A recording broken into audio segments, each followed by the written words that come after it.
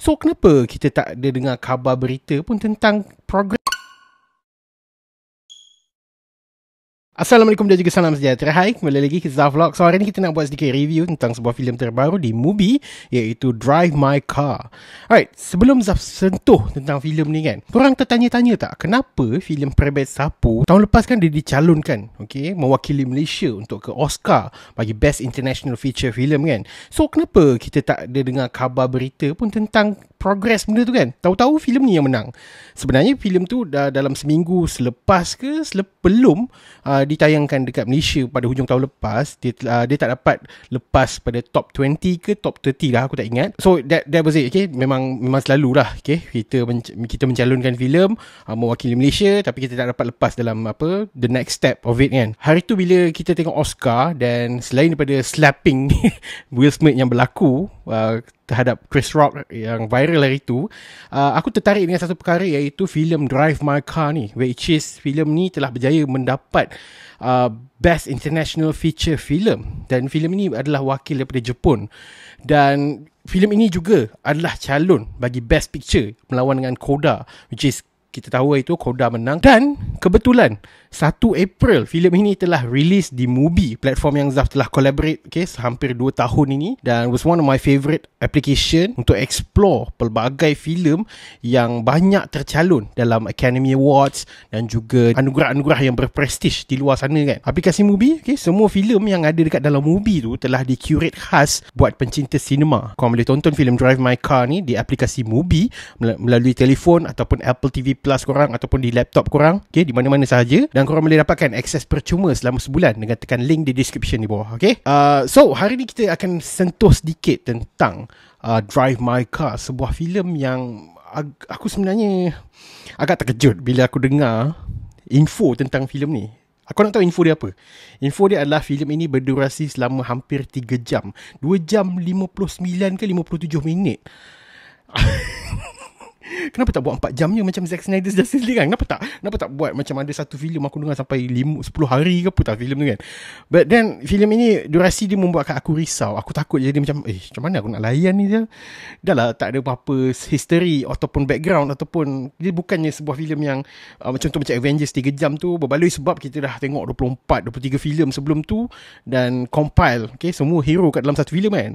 So aku nak committed untuk 3 jam tu agak macam depends kot. Kalau daripada first few minutes dah berjaya hook aku, mungkin aku akan kekal.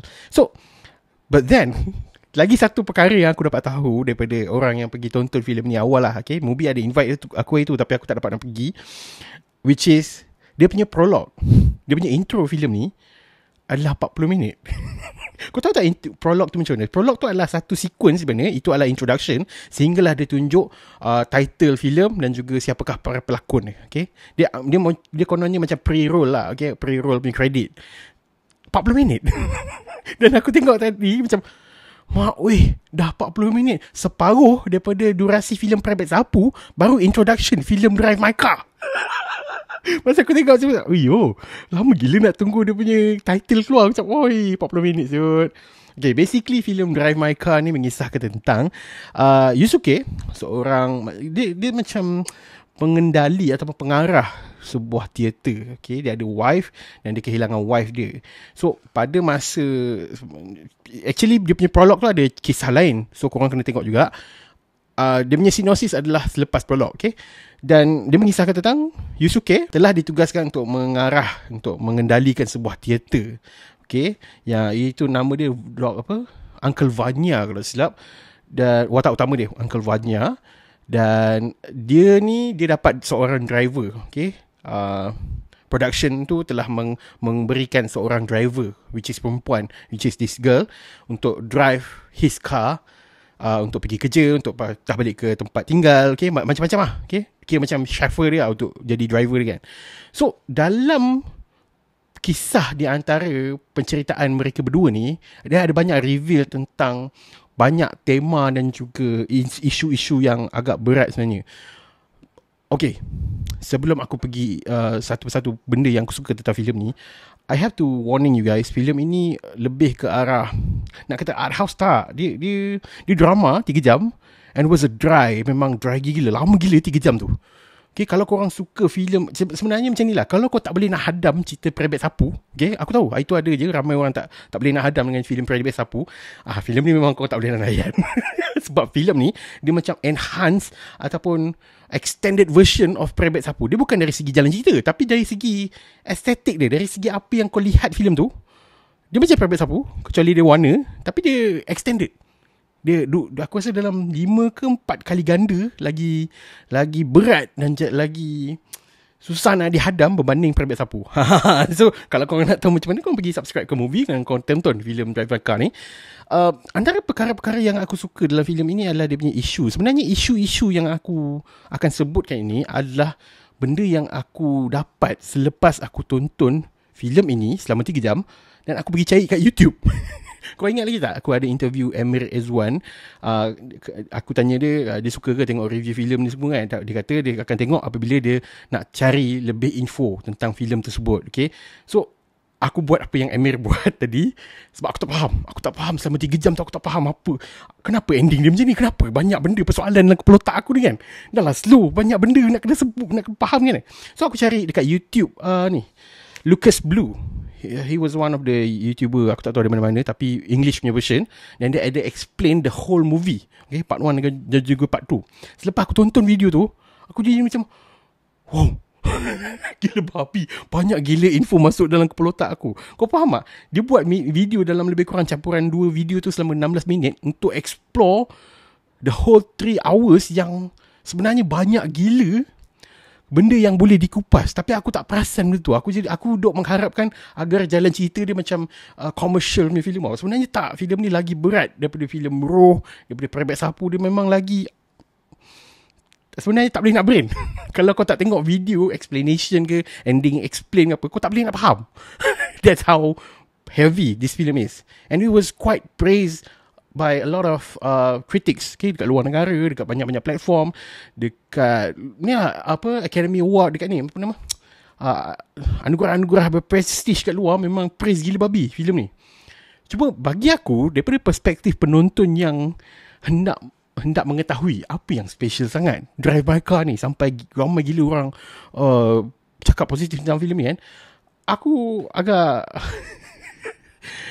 tenganga lah masa aku tengok filem ni. Macam, kenapa filem ni boleh menang siut? So afterwards aku tengok ending explain tu, baru aku faham kenapa. Antara perkara-perkara yang dia akan sentuh adalah benda yang sebenarnya common dalam filem-filem drama, which is dia sentuh tentang regret. Okay, satu feeling daripada perasaan dalam diri kita ni yang menyesal tentang setengah perkara yang kita tak dapat nak lakukan sewaktu seseorang itu masih lagi hidup. Okay, the regret moment of that moment sehinggalah sampai sekarang ni dia macam ada satu depression yang sentiasa tertanam dalam hati kau, dan macam mana dia explore di dalam filem ni. So benda tu memang sangat ditekankan lah dalam filem ni. Sebenarnya ada banyak lagi theme, iaitu kasih seorang wife terhadap suami dia, walaupun ada perkara-perkara yang dilakukan itu memang kalau kau tengok cerita, aku lupa sebelum aku lupa satu point ni.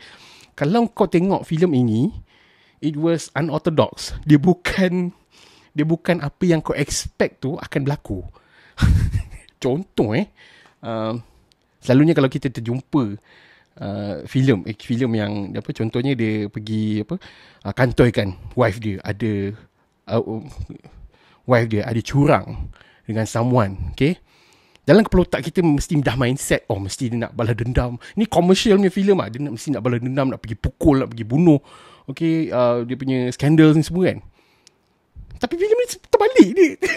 Dia jadi lain. Dia macam apa ni? It's not common lah. Dia uncommon punya decision making.